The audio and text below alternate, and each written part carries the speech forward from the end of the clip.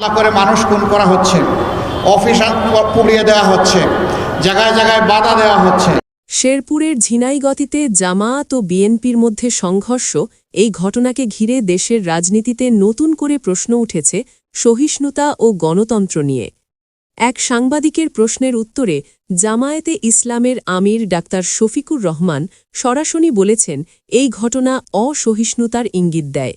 তিনি বলেন, এটি প্রমাণ করে জনগণের ওপর আস্থার ঘাটতি আছে, আর অন্যের বিজয় দেখলে তা সহ্য করার মানসিকতা এখনও গড়ে ওঠেনি। রাজধানীর মিরপুর ১০ নম্বর পানির ট্যাঙ্কি এলাকায় এক অনুষ্ঠানে সাংবাদিকদের সঙ্গে কথা বলতে গিয়ে তিনি আরও বলেন, এই সংঘর্ষ নির্বাচনী লেভেল প্লেয়িং ফিল্ডকে প্রশ্নবিদ্ধ করেছে। জামায়াত ইতোমধ্যে তাদের উদ্বেগ জানিয়েছে, প্রতিবাদ করেছে এবং ভবিষ্যতেও নিজেদের অধিকার ও জনগণের অধিকার রক্ষায় প্রতিবাদ অব্যাহত রাখবে বলে তিনি স্পষ্ট করে জানান। এই বক্তব্য আসে এমন এক সময় যখন শেরপুর ৩ আসনে বিএনপি ও জামায়াতের নেতাকর্মীদের সংঘর্ষে প্রাণ হারিয়েছেন জামায়াত নেতা মাওলানা রেজাউল করিম। একটি সরকারি আয়োজিত নির্বাচনী অনুষ্ঠানে তুচ্ছ বিষয় থেকে শুরু হওয়া সংঘর্ষ শেষ পর্যন্ত রক্তপাতের দিকে গড়ায়, যা পুরো দেশকেই নাড়া দিয়েছে। ডাক্তার শফিকুর রহমান বলেন, জামায়াত একটি নতুন বাংলাদেশের স্বপ্ন দেখে, যেখানে ভূগোল নয়, বদলাবে চরিত্র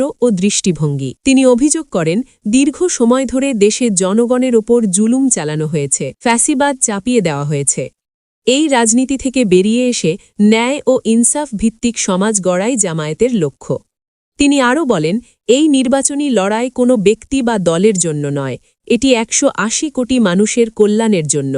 জামায়াত একক বিজয় নয়, চায় জনগণের সম্মিলিত বিজয়। তাই তিনি দেশবাসীর সমর্থন ও সহযোগিতা কামনা করেন, একটি শান্তিপূর্ণ, বৈষম্যহীন ও ন্যায়ভিত্তিক বাংলাদেশ গড়ার প্রত্যাশায়।